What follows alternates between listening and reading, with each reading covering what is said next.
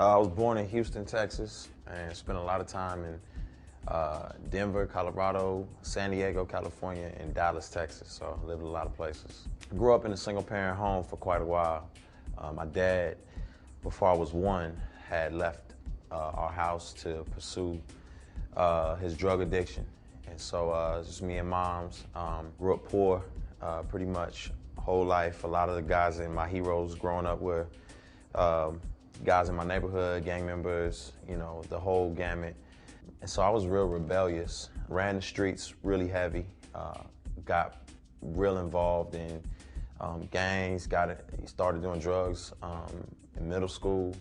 The men that my mother would date, she ran the gamut of them. Some of them were real sensitive and would cry because of the relationship being broken up, and that was strange to me. On the other hand, some would literally punch me in the face. And so I gravitated towards some of the guys who gave me time and who gave me love and or what I thought was love.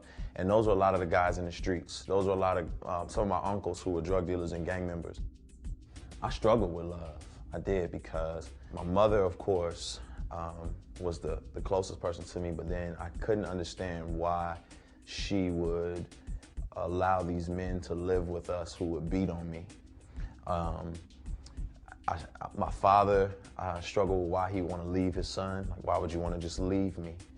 And then the guys, my uncles and some of those guys out there, I struggled with love from them, because in the one moment where they were encouraging me and telling me how to live life and how to be a man, they were slapping me in the face and putting me in the trunk of the car for some sort of rite of passage, or to tell me that, you know, I deserved it.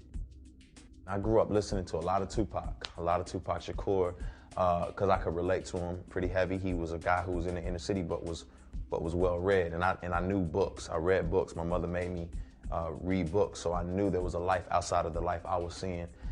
So I could understand and relate to him. I listened to a lot of NWA, a lot of Ice Cube, a lot of Eazy-E. I was on the West Coast a lot of Nas. And so those are the guys, they were passionate about what they believed in, and so I just gravitated toward those guys, and they taught me. They made me very ethnocentric. They made me very rough around the edges. They made me very chauvinistic. They encouraged that in me. I won't say they made me, but they encouraged that in me.